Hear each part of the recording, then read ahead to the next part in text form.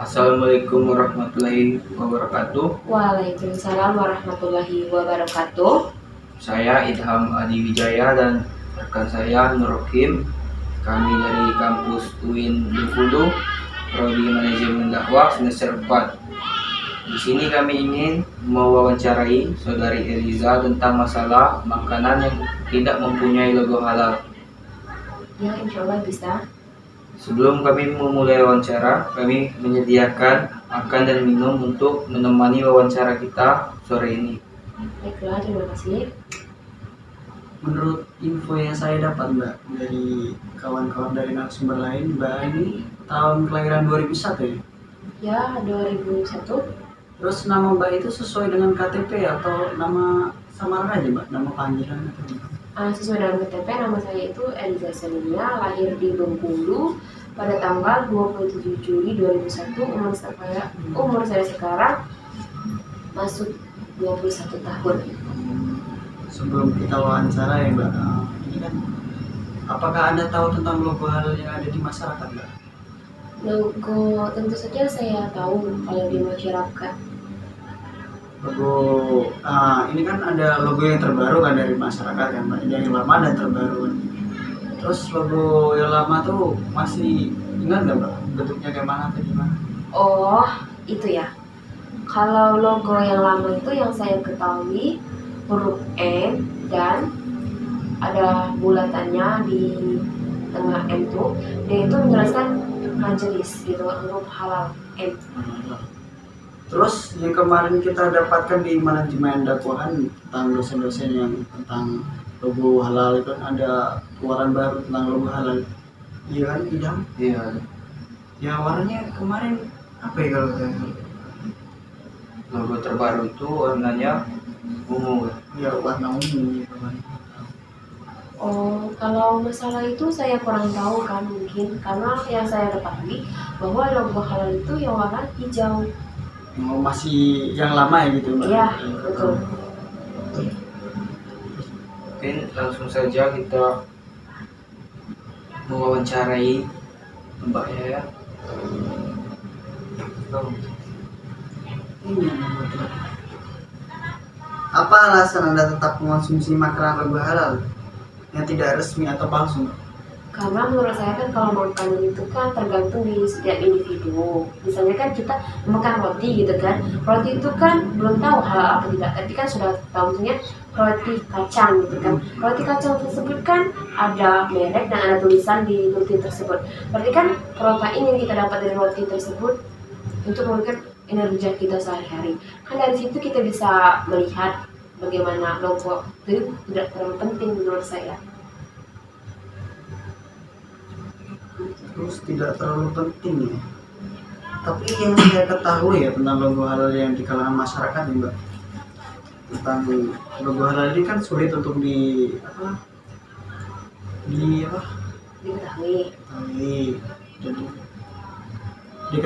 kan. Ibaratnya kalau membuat logo halal ini agak sulit. Masyarakat menengah ke bawah kebanyakan tidak menggunakan logo halal. Ya, karena kan untuk mereka membuat logo halal itu kan sangat sulit, karena itu kan butuh proses yang lama dan tempat-tempatnya juga susah, karena kan dari aspek-aspek tertentu kan sulit. Misalnya kan dari pertama, kedua, dan ketiga dari aspek tersebut kan kita sulit menjangkaunya, tambah lagi kan kita perlu dari majelis yang dari atas gitu kan, karena kan sesuatu itu nggak mungkin instan, jadi itu kan harus ada proses terstruktur gitu. Contohnya kayak gini kan Mbak, yang nggak ada logo halalnya tetap dikonsumsi kan? Iya. Ya, alasan Mbak kita mau konsumsi yang tidak mempunyai merek atau logo halal itu apa Mbak?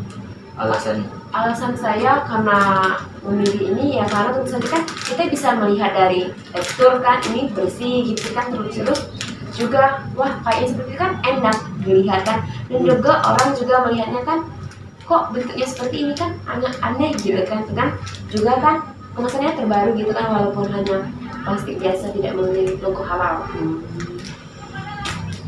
Terus apakah Anda yakin dengan setiap makanan yang Anda beli itu bahan itu terjamin kehalalannya? Menurut saya yakin, karena kan setiap masakan itu kan pasti bersih dan juga halal, karena itu kan nggak mungkin kalau orang nggak jual itu nggak halal gitu kan, karena kan kalau menjual itu kan rasanya itu kenikmatan sesungguh memakannya gitu.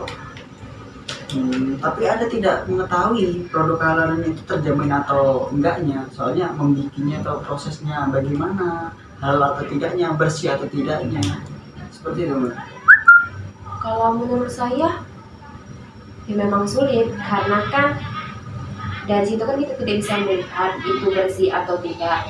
Jadi kan otomatis kan kita tuh bisa melihat dari bentuknya, terus lihat-lihat tubuh apakah itu banyak peminatnya atau tidak, dan juga gimana ya bilangnya, sulit untuk dipahami, tapi kan kita bisa melihat dari itu. Dan juga kan misalnya kan nabati gitu kan, otomatis kan kita beli di tempat warung gitu kan, kita akan menanyakan dari mana, terus kita juga harus lebih teliti melihat tanggalnya supaya kita masuk di perut dan sebagainya gitu lah. Ada luar sama Ya gitu. Setiap makanan yang Anda beli itu terjamin kehalalannya berarti ya. Kemarin kan ada tentang anak bahasa Indonesia, tentang anak apa lagi yang jualan itu, yang jualan di itu masyarakat, anak bahasa Indonesia contohnya. Oh ya, itu betul. Kami yang jualan kemarin di Prodi Bahasa Indonesia, kami tuh kan kemarin ada itu mata kuliah kewirausahaan. Nah, membuat pisang dan es cincau itu kan kami sudah memasaknya tuh kan bersih gitu kan, sudah dicuci, sudah masak, sudah digoreng. Dan kami juga membuat stiker gitu kan, stiker misalnya kan, stiker dari makanan kami untuk bisa orang ketahui, misalnya bisa order nomor WA. Di situ juga tertulis alamat tempat kami tinggal gitu. Dari situ kan walaupun kita tidak ke majelis, otomatis kan orang bisa melihat, wah ini produk orang Bengkulu gitu kan Mas. Tapi terjamin itu Mbak pembuatannya sendiri dalam pengelolaan produknya sendiri. Ya sebagaimana kita ketahui kan, nggak kebanyakan orang kan gimana menggunakan alat ini kan bersih atau tidaknya, higienis atau tidaknya kan kita memastikan itu kan untuk hal sih. Ya kalau menurut saya sih higienis, tapi kan itu tergantung di minat masyarakat tertentu, apakah bisa melihat. Kalau untuk orang-orang yang pedagang kecil-kecilan tuh mungkin mereka lebih mementingkan kebersihan daripada orang-orang yang sudah besar berjalannya di negara-negara luar seperti itu kan.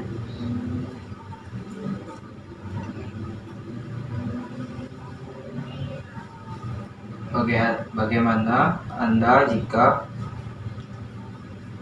kemudian hari Anda mengetahui produk yang Anda makan tidak halal? Kalau menurut saya kan, misalnya kan makanan yang saya beli itu tidak halal, misalnya kan contohnya saya jalan-jalan ke luar negeri gitu kan. Nah, saya itu kan akan mencoba mencari produk yang halal seperti gitu kan, terus berjalan-jalan tuh kan kita bisa melihat itu halal atau tidaknya, bisa melihat. Kalau misalnya itu tidak bisa, kan kita akan mengadukan kepada UMI tadi kan, karena hak cipta, karena kenapa dia mengeluarkan itu dan kenapa produksi itu dikeluarkan kalau tidak ada logonya gitu kan. Karena itu kan kalau sudah ada logonya, otomatis orang yang penjualan itu kan harap bertanggung jawab. Begitu kalau menurut pendapat saya. Bagaimana kalau jika Anda tidak mengetahui tidak halal? Contohnya seperti ini Mbak, maksudnya Mbak. Ini kan banyak orang yang bikin produk makanan tidak halal atau halalnya, misalnya bikin produk makanan karena kan dalam skala besar untuk memasaknya itu kan. Nah, kita tidak tahu kotoran apa yang masuk gitu kan. Nah, kita nggak tahu itu bahannya konsumsinya bagaimana kan. Setiap produksi cuma diketahui oleh si produksi itu sendiri kan. Kalau masyarakat tidak tahu mengenal bagaimana prosesnya, tidak tahu halalnya atau bagaimana kan. Ya, menurut tanggapan Anda bagaimana kalau masyarakat sendiri tahu bahwa produk itu dibuatnya tidak sesuai halal gitu, tidak bersih gitu kan? Oh ya, kalau menurut saya kebersihan itu kan bisa dinilai dari per-individuan pembeli. Kan kita bisa melihat gitu kan, bisa melihat, dan juga kita ya tentu saja kan kalau membeli itu kan tentu saja melihat dulu teksturnya, terus melihat bagaimana ini asli atau gimana kadaluarsa tersebut seperti apa kan, dan juga ya harus untuk makanan kan harus teliti juga kan Mas, nggak sembarangan. Walaupun kita mempunyai logo halal tapi kata Mas tadi nggak higienis kan percuma saja gitu kan. Ya. Terus bagaimana pendapat Mbak tentang pelaku usaha yang tidak mempunyai logo halal sendiri atau tidak resmi? Kalau menurut pendapat saya, kalau misalnya tidak mempunyai logo halal itu ya biasa-biasa saja. Karena kan membuat logo halal itu kan sulit gitu kan Mas. Nah, jadi kan kalau sulit itu kan perlu strategi yang matang, terus spek yang cepat atau proses yang lama. Jadi kan kita harus teliti, harus dari tahap satu, tahap kedua, tahap ketiga. Dan dari sini tadi kan kita bisa ada aspek lain, misalnya kita membuat logo, misalnya kan ini kita mempunyai produksi gitu kan, singkong balado gitu kan dari produksi, misalnya Eliza gitu kan singkong balado, ditaruh aja alamat sama nomor HP. Kalau ada kecampur kan orang bisa bertanggung jawab kepada nomor tersebut walaupun tidak ada logo hal tersebut. Logo halal apa tidak mengatur menyalahi aturan ya Mbak kalau membuat logo halal sendiri ya, dalam produksi ibaratnya rumah tangga kecil lah menengah ke bawah gitu, tidak menyalahi aturan jika membuat logo halal tersendiri ya? Tentu saja tidak kan, karena kan menurut saya kan itu kan logo, maksudnya logo itu kan inisial dari berjualan kita, sedangkan logo Logo ini kan tanpa logo halal Mbak. ya logo halal tadi kan itu kan sangat sulit Mas untuk dijangkau untuk masyarakat kecil seperti saya, seperti orang-orang yang lain kan. Untuk berpikir itu kan pasti cukup biaya yang besar dan fasilitas juga yang besar. Kan itu juga sulit untuk membuatnya dan jangka waktunya juga lama.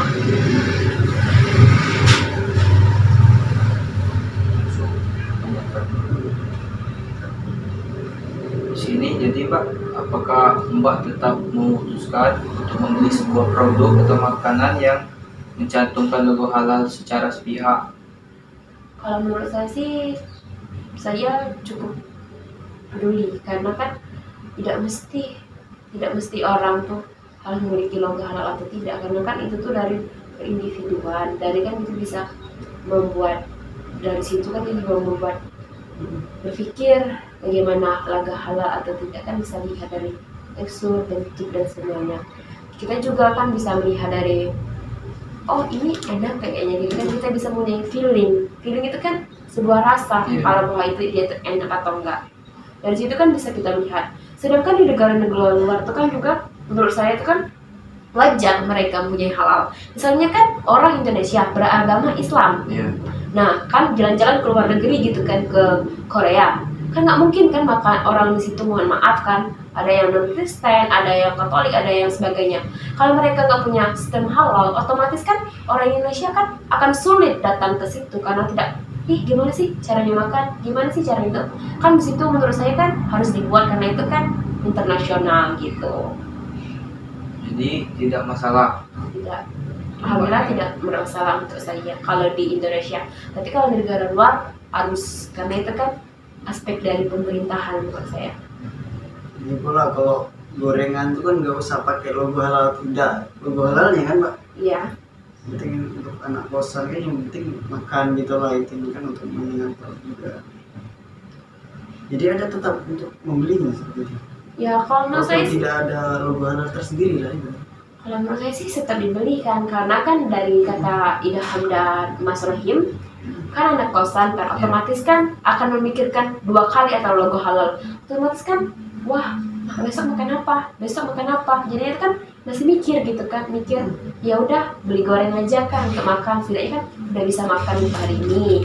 Besok kan kalau kita memikirkan halal atau tidak ya bisa sudah jelaskan tadi kan ya sangat sulit, otomatis kan biaya semua itu kan otomatis kan lebih termahal daripada yang ini kan 2.000, 1.000 dan 500 kan. Kalau logo halal itu kan tentu saja ya otomatis kan nggak mungkin di atas 2.000, 1.000 kan, otomatis kan 15.000, 20 kan ke atas gitu menurut saya. Lagi pula juga membuat logo halal ini kan terlalu sulit dibuat untuk kalangan memang apa ya, kalangan kecil ibaratnya, kalangan Iya. kecil.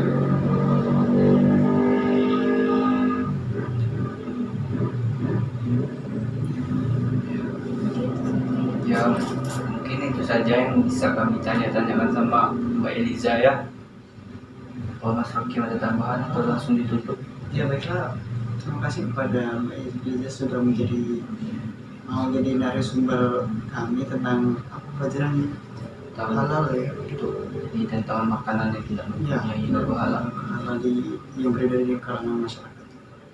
Terima kasih kembali, senang untuk bisa membantu kan, kita sesama manusia kan harus saling membantu kan, kita juga sebagai mahasiswa kan harus saling mendukung, hidup mahasiswa, hidup ilustrasi, hidup Pramuka Indonesia.